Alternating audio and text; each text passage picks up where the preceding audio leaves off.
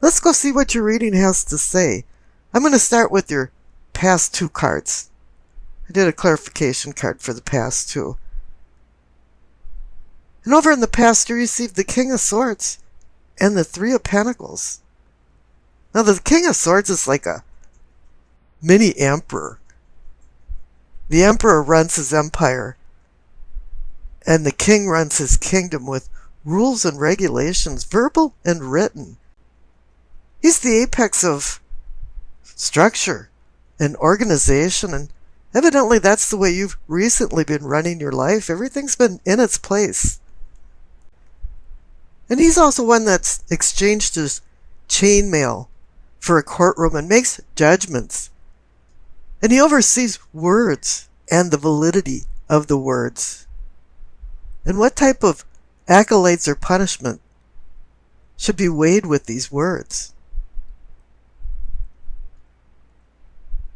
Now the clarification card is the Three of Pentacles. I call this the Architect card. It's about building, construction. And it's also about a lot of people being on the same page and supporting this structure. So your past has been very positive. But in a funny way, it's been kind of somewhat sterile.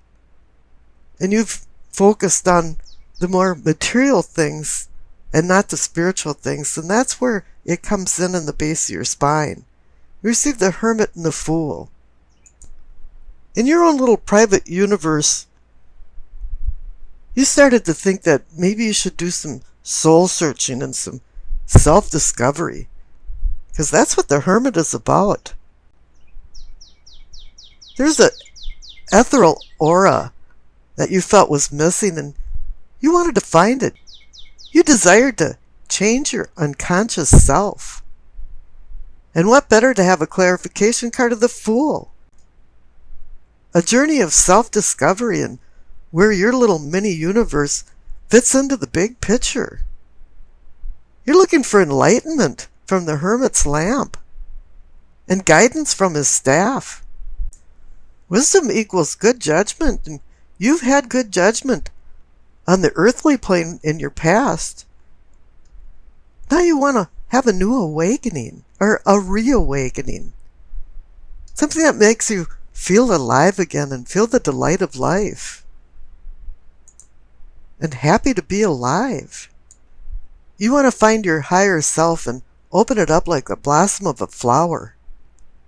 Bring all the energy in. And wisdom is about good judgment. And as you see in the center for the heart of the matter, you see the Judgment card and the Hermit. But I'm getting ahead of myself. Let's go up to the upper cards above the Hermit and the Fool. And for your sacrum and your pelvic for awakening and arousing, you receive the Six of Cups and the World card. Now the Six of Cups is about memories, childhood memories. And not all of them are good. Sometimes we have our rose-colored glasses on and we idolize, and distort the past. And when we take our rose-colored glasses off, we find disappointment. So a lot of times you don't want to take these glasses off. But here for the clarification card of the World, it's saying that you're coming to an end of a cycle. You're in completion. All of a sudden, you're saying, yeah, I'm going to push this past aside. And just remember the good things. I am so done with the past you're thinking. And you learned a lot of harsh lessons. And you earned your wings to finally set this all aside. And now you're changing. And that's reinforced by the cards up above for your solar plexus. You received the Moon and the Tower. Two commanding cosmic major arcana cards. You know, you went past the nature of man cards and the awakening cards and went right into now the major cosmic change cards. And it is, you're looking for a spiritual change. And you realize from the Moon card that things weren't what they really appeared to be. The reflective light of the moon can instill fear and distort the path that you're walking. It can give it a dreamy atmosphere of surrealism. And the next natural thing to happen is the collapse of the tower. This wasn't just fault lines running underneath the tower. This is a collapse. It's not a fatal collapse. It was a predetermined collapse, that it was time to let go of your past. And Libras are always trying to balance things out. And in the past you had a heavy weight on one side for your materialism, but you weren't dealing with your spiritualism. And all of a sudden spiritualism had more meaning to it. You wanted to find a deeper meaning to life. And now you're dealing with your unconscious self and trying to connect it to your conscious foreself. You're trying to make peace in your inner self. And this is reinforced by the center cards for the heart of the matter. You see the Judgment and Hermit. Now you could be judging somebody, but I believe you were more like judging yourself. And the Judgment card is about forgiveness and grace. Grace is unconditional forgiveness. You have to forgive yourself and others. And when you do, this is when you're ready for a rebirth. And being the phoenix that arises from the combustion of a small ball of myrrh. And this is where you rediscover yourself and do a reawakening. Because you see the clarification card, the Hermit, he has his lamp right over Judgment. He's looking for enlightenment. He's looking for the illumination of light. And illumination means enlightenment, spiritual enlightenment in Latin. Your discovery is you. You're trying to balance out the material and the spiritual inside you. Now down at the throat, for communicating and teaching, you receive the Eight of Pentacles and the Page of Swords. The material things in your life have worked out, and also you have many talents and skills. And you've utilized these skills to forward yourself in life, but the Page of Swords he's very immature and doesn't have a lot of emotional control. And I think that's where you were at too, is that spiritually you lacked emotional control of your spiritual self. The Page of Swords is one of those party-crashing kind of guys that everybody looks and sees him come through the door and goes, oh no, he's here again. He's really charming and he's full of all kinds of ideas.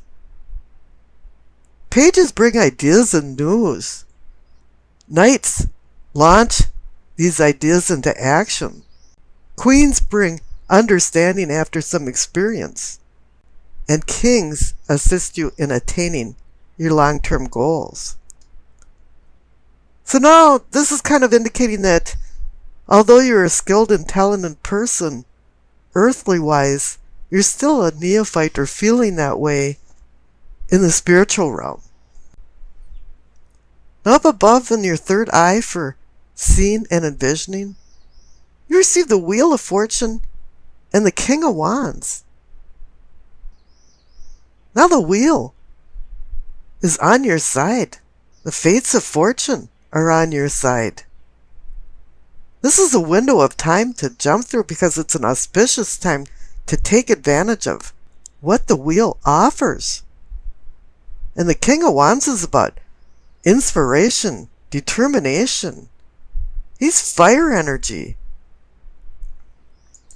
He's the thinker, the problem solver. He can also be the harbinger of spiritual transformation, and that's what you're doing with the Hermit and the Fool. The Wands bring a creative atmosphere into the party. And up above for the crown for knowing and understanding, receive the King of Cups and the Three of Pentacles. Now you had the Three of Pentacles down in the past. This is the same energy. Down in the past, you've got the King of Swords and the Three of Pentacles, and up here you've got the King of Cups and the Three of Pentacles. We got three kings commiserating here. And as I said, kings assist you in attaining your long-term goals. And you haven't stopped building. But the King of Cups is about controlling your emotions and not being the Page of Swords down there. He's about taking turbulent waters and making them quiescent. And balancing your unconscious inner self with your conscious foreself. He wants you to master your passionate, emotional self for this spiritual renewal. And between the King of Swords and the King of Cups, you want to balance your intellect with your emotions. Now, we've discussed the connection between your past and your crown, so let's skip over to the future. And you receive the Seven of Cups and the Ace of Wands. And the Tower collapsed for a rebuilding. It's time for you to make some decisions, because the Seven of Cups is about difficult decisions. Right now you have some splayed energy. And it's time to reorganize and be the King of Swords again. But each cup holds a prize or a poison, and you have to be real careful about what you choose. And you have to decide which cups to choose and which to lose. But the clarification card is the Ace of Wands, and it's a cosmic spiritual new beginning.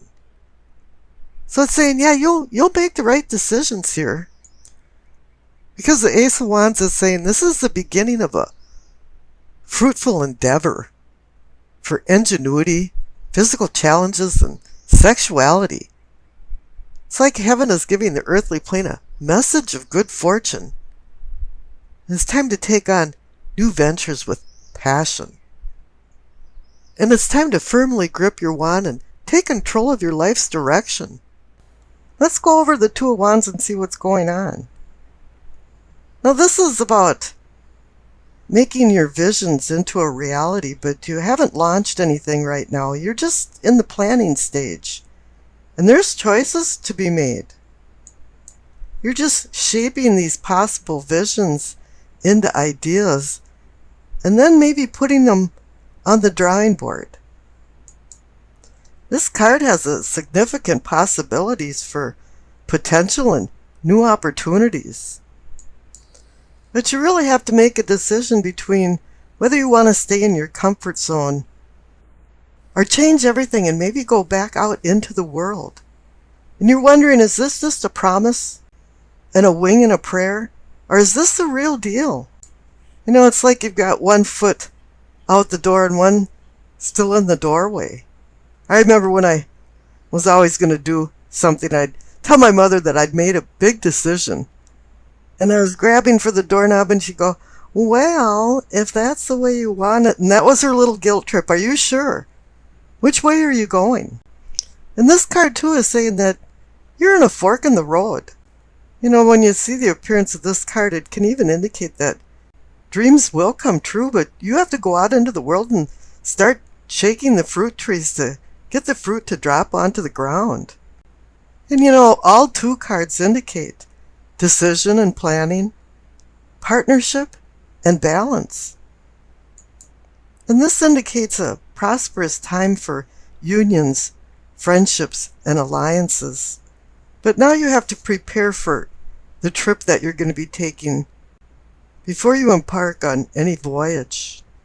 And this card can also say that there's going to be some kind of sudden departures or changes in venue that'll be associated with the choices that you make. Now the Nine of Cups is the wish card. It's about happiness and contentment. I always say curiosity killed the cat and satisfaction brought him back, because that indicates satisfaction and contentment. You know, you've worked hard and kept your eye on the prize and you achieved some of your goals. It's kind of like you're all dressed up and You got a place actually to go. This card indicates good fortune and contentment that overflows into a spiritual realm of inner peace. Life is balanced and everything feels good. This is a time to revel over the joy of life, the thrill of just being alive. You could be attending some social event of the season, and truly there is a lot of things going on in the Northern Hemisphere now that it's gone from spring to summer. There's a lot of graduations and weddings. So really it is time to start going out into the world. That's what the Two of Wands is saying too. Now the High Priestess is a little different than that because instead of the earthly, she's the cosmic. She brings messages down from the cosmos to the earth. And it's really up to you to be vigilant enough to hear her subtle messages because they don't come real boldly. There's not a neon blinking sign going, go this direction. It's really just through dreams and intuition and coincidences, premonitions, things that you really never connected the dots until hindsight, which is 2020, and all of a sudden you look back and says, all of these things were connected. She portends a meditative, reflective time for you to mull over some of the new knowledge that you've acquired from her before you make any rash decisions. Now for the roll of the dice, you received Libra, the North Node, and the first house. The North and South nodes are mathematical points that take into account the relationships between the Sun, the Moon, and the Earth. The North Node of the Moon can be loosely interpreted as the purpose or destiny of your life, and all eclipses occur near the lunar nodes, where the Moon's path crosses the Sun's path in the sky. Before I go on, I want to point out that you received Libra in the roll of the dice, and I'm reading for you, Libra. So this is kind of a double dipping thing. There's going to be some stronger energy involved in this. Now here for the first house that you received, it covers the self and ego, as in me, myself, and I, or me, me, me, me, me, me, me, me, me. Numero uno, or number one, is taking priority right now. But with the presence of the North Node, you invited we to the me party. However, you're vacillating and juggling actions between the independent me and the relationship happiness we. However, too much compromise destroys the identity of the me you that you've been probably meticulously grooming. Diplomacy and peacemaking is challenged with selfishness and the me-first attitude that's rearing its ugly head right now. Libra resides in the partnership house, but he booted the we partner out of the house and is now flying on one wing. Life feels unbalanced, and your scales are not in equilibrium, and that takes you out of your comfort zone. But you have a plan with the presence of the Two of Wands. And if you notice, the High Priestess is also a number 2 card for decisions, balance, and partnership. So okay, the stage is set and the props are in place. And now the Nine of Cups pulls in as a completion card, and it sprinkles good fortune all over this diabolical plan that is burning in the back of your overactive mind. You want to get the we back together again and still have the me feeling comfortable. And in order for you to do this, you need a quick message brought by your sponsor, the High Priestess.